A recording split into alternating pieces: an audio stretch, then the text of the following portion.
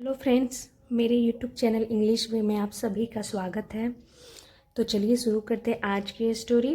अगर वीडियो आपको अच्छी लगती हो तो लाइक ज़रूर करें। तो चलिए देखते हैं आज की स्टोरी क्या है। An act of mercy. तो एक्ट का मतलब होता है कार्य, काम। ऑफ मर्सी, मर्सी का मतलब हो गया दया। तो पूरा का मतलब हो गया दया का एक काम। दया का एक काम हो गया इसका पूरा का मतलब। वंस अपॉन अ टाइम, तो इसका मतलब हो गया एक समय की बात है। There was a bird catcher. There was a bird catcher यानी कि एक बर्ड कैचर था। तो यहाँ पर बर्ड कैचर का मतलब हो गया जो पक्षियों को पकड़ता हो, उसे चिड़ीमार भी कहा जाता है या बहेलिया। और देयर यहाँ पे सब्जेक्ट के रूप में यूज किया गया है, सेंटेंस को पूरा करने के रूप में, एज अ इंट्रोडक्टरी वर्ड। इसका कोई मतलब नहीं है यहाँ पे। तो एक समय की बात है, एक बर्ड कैचर था कॉल्ड रामधन, यानी कि उसका क्या नाम था, रामधन नाम था, called Ramdhan. He used to catch different birds and sell those in the bird market to earn money. He यानी कि वह, तो प्रोनाउन हो गया ही, जो कि हम मेल के लिए यूज करते हैं, यानी उस बर्ड कैचर के लिए ही प्रोनाउन यूज किया गया है, use to.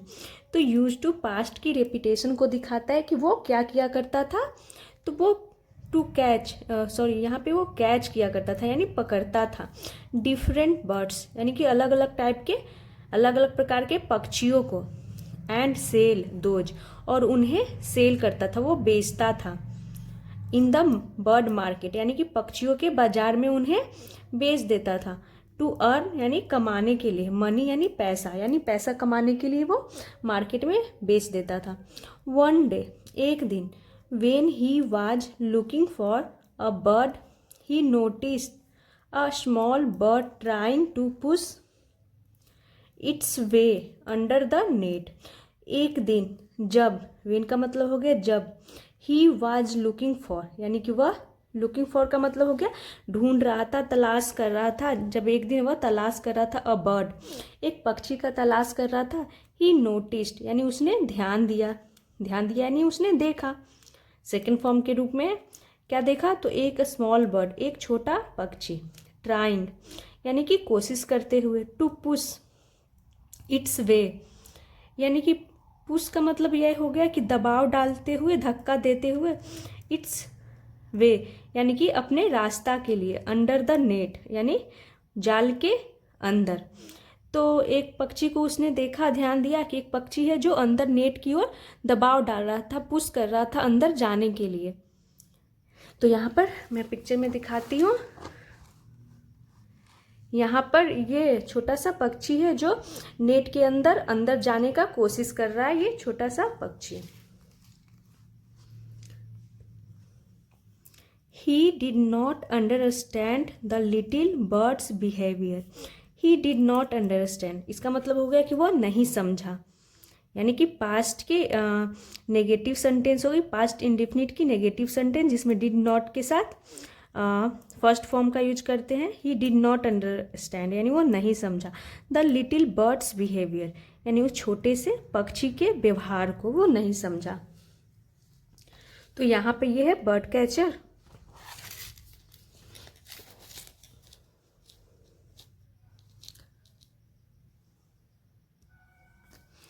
The bird was too small and not the type that he could sell in the market.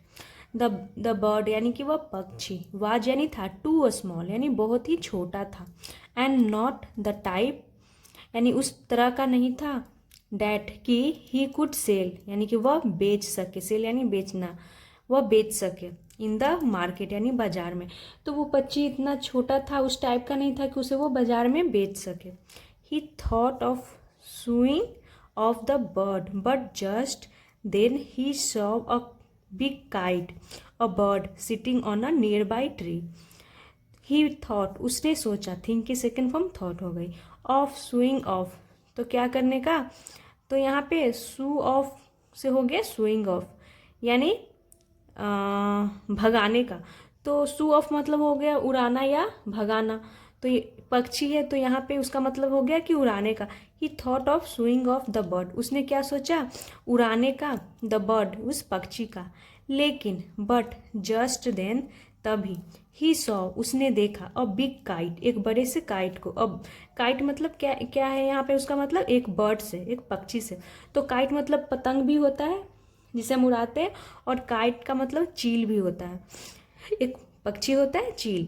तो उसने देखा एक बड़े से चील को, सिटिंग यानी बैठा हुआ, on a nearby tree, यानी कि पास के एक पेड़ पे। नियर बाई का मतलब हो गया नज़दीक, पास के पेड़ पे बैठा हुआ उसने एक चील को देखा। नाउ, अब, तो जैसा कि इस पिक्चर में आप देख सकते हैं पेड़ पे बैठा हुआ, तो ये चील है। तो उसने, बहेलिया ने यहाँ देखा पेड़ पे बैठा हुआ, और ये छोटी सी बर्ड है जो यहाँ नेट में घुसने की कोशिश करती है इस चील से बचने के लिए।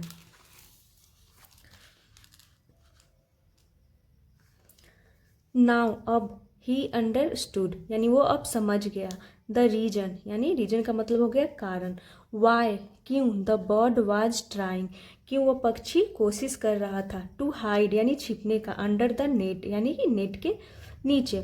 तो वो अब समझ गया बहेलिया कि क्यों वो छिपने का कोशिश कर रहा था नेट के अंदर, क्योंकि उस समय तो वो समझा नहीं था, वो उड़ाने की कोशिश कर रहा था। लेकिन फिर जब वो देखा कि नज़दीक के पेड़ पे एक बड़ा सा काइट पक्षी बैठा हुआ है, तो वो समझ गया कि वो बचने का कोशिश कर रहा है उस पक्षी से, काइट से। The bird catcher wanted to save the little bird from the huge kite. The bird catcher जो बहेलिया था, वांटेड चाहता था, टू सेव यानी बचाना, द लिटिल बर्ड उस छोटे से पक्षी को, फ्रॉम यानी से, द ह्यूज काइट या ह्यूज का मतलब हो गया बड़े से चील से। इसीलिए, सो यानी इसीलिए, he drove off the kite and set the bird free. इसीलिए ही ड्रोव ऑफ, तो यहाँ ड्राइव की सेकंड फॉर्म ड्रॉव हो गई क्योंकि ये पास्ट की बात हो गई। तो उसने क्या किया, ड्रॉव ऑफ। तो ड्रॉव ऑफ का भी मतलब यहाँ पे हो गया उड़ाना से, उसने उड़ाया, भगाया, द काइट उस पक्षी को, and set the bird free. तो सेट फ्री का मतलब होता है आज़ाद करना। तो उसने किसे आज़ाद किया, उस पक्षी को, सेट द बर्ड फ्री। तो उसने उस पक्षी को, छोटे से पक्षी को आज़ाद कर दिया। उसने काइट को उड़ा दिया और set of the bird free, और उस छोटे से पक्षी को आज़ाद कर दिया। द लिटिल बर्ड यानी जो छोटा सा पक्षी था, थैंक्ड यानी कि धन्यवाद किया रामधन को, for saving it's life, for saving यानी कि बचाने के लिए, इट्स लाइफ यानी उसका जीवन बचाने के लिए उसने धन्यवाद किया छोटा सा पक्षी उस बहेलिए को। द बर्ड कैचर यानी वो बहेलिया, then set off to catch other birds, तब वो जो चीड़ी मार था उसने तब सेट ऑफ यानी कि वो रवाना हो गया, प्रस्थान कर गया। सेट ऑफ का मतलब हो गया किस लिए, तो टू कैच यानी पकड़ने के लिए, और टू यहाँ इन्फिनिटिव हो गया, ये प्रीपोजिशन नहीं है यहाँ पे। अदर बर्ड्स यानी अन्य पक्षियों को। सम डेज लेटर यानी कि कुछ दिनों के बाद। द बर्ड कैचर डाइड यानी कुछ दिनों के बाद उस बर्ड कैचर की मृत्यु हो गई। इन द अदर वर्ल्ड यानी कि दूसरे दुनिया में। द गॉड ऑफ डेथ यानी कि मृत्यु के देवता, यमराज। तो मृत्यु के देवता कौन है, Yamraj. Got the bird catchers account of deeds checked. तो जो यमराज थे मृत्यु के देवता, उन्होंने गॉट, तो गेट की सेकेंड फॉर्म गॉट हो गई, got the bird catchers account of deeds. तो इसका मतलब हो गया कि उन्होंने बहेलिए के अकाउंट ऑफ डीड्स का मतलब हो गया कि बहेलिए के कर्मों की चेक यानी जांच करवाई। अकाउंट ऑफ डीड्स का मतलब हो गया यहाँ पे कि उन्होंने उसके कर्मों की जांच करवाई, यहाँ पे हो गया। तो it was revealed that he was responsible for the death of countless birds, but लेकिन he had saved the life of a small bird. तो यहाँ तक हो गया था इट वाज रिवील्ड, तो रिवील करना यानी उजागर करना, और यहाँ पे थर्ड फॉर्म के रूप में रिवील्ड।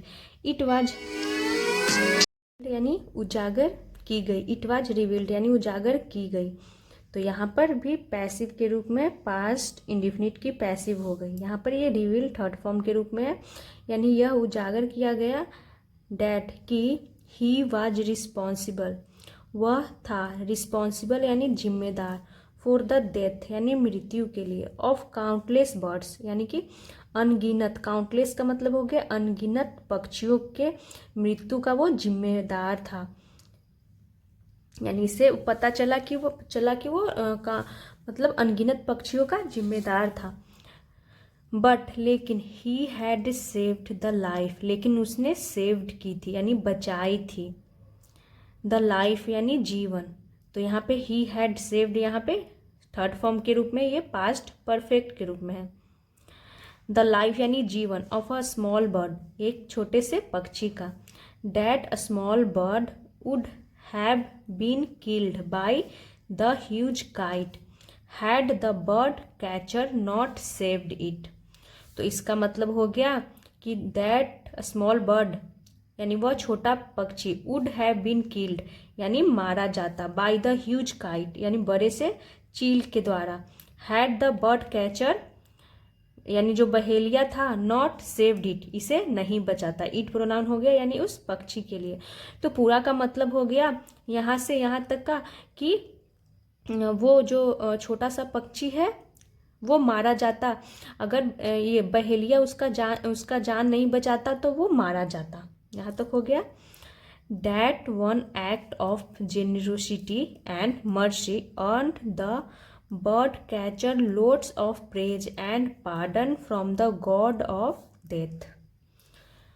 तो that one act यानी कि वह एक एक्ट यानी एक काम, ऑफ जेनरोसिटी यानी उदारता का, एंड मर्सी और दया का, अर्न यानी कमाया, द बर्ड कैचर उस बहेलिये ने, लॉट्स ऑफ प्रेज यानी कि बहुत सारा प्रशंसा, लॉट्स ऑफ प्रेज का मतलब होगा कि बहुत सारी प्रशंसा, एंड पार्डन यानी क्षमा, फ्रॉम द गॉड किससे, तो भगवान से, गॉड ऑफ डेथ यानी भगवान के ये मृत्यु के देवता से यानी यमराज से उसने ढेर सारी प्रशंसा और क्षमा मिला उसे, क्योंकि उसने उस छोटे से पक्षी की जान बचाई थी। The after life of the bird catcher was even better than his life before. The after life यानी कि जीवन के बाद, ऑफ द बर्ड कैचर यानी बर्ड कैचर के बहेलिये के जीवन के बाद, वाज इवन का मतलब होगा भी, बेटर देन यानी कि बेहतर था, देन हिज लाइफ बिफोर यानी उसके जीवन के पहले से। तो इसका मतलब हो गया कि उसका जो आफ्टर लाइफ यानी जीवन के बाद का जो था वो जीवन के पहले से ज़्यादा बेहतर था, यानी उसके मरने के बाद जो उसका था जीवन वो लाइफ के जो पहले का जो उसका जीवन था उससे ज़्यादा बेहतर था। तो ये हो गया उसका बहेलिये की स्टोरी, जो एक उसने काम किया था, दया का एक काम किया जिसके वजह से उसे मृत्यु के देवता यमराज से बहुत सारी प्रशंसा मिली और उसे क्षमा भी मिला, जिसके वजह से उसका क्या हुआ, मृत्यु के बाद का जो उसका जो जीवन काल जो भी बोलते हैं वो बहुत ही पहले के जीवन से ज़्यादा अच्छा उसका रहा। तो देखते हैं इस स्टोरी का द जीस्ट का मतलब हो गया सार, इस स्टोरी का सार। One good deed can change the course of life of a person.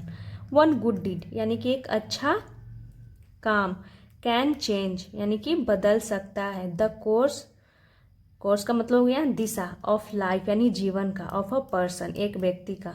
तो कहने का मतलब एक ये हो गया कि एक अच्छा कर्म या काम बदल सकता है जीवन के दिशा को, एक आदमी के जीवन की दिशा को बदल सकता है एक अच्छा काम, सिर्फ मात्र एक अच्छा काम भी।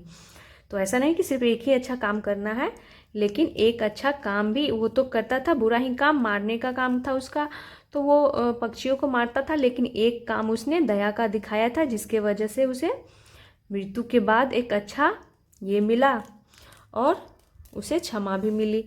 तो ये थी बर्ड कैचर और पक्षी की स्टोरी।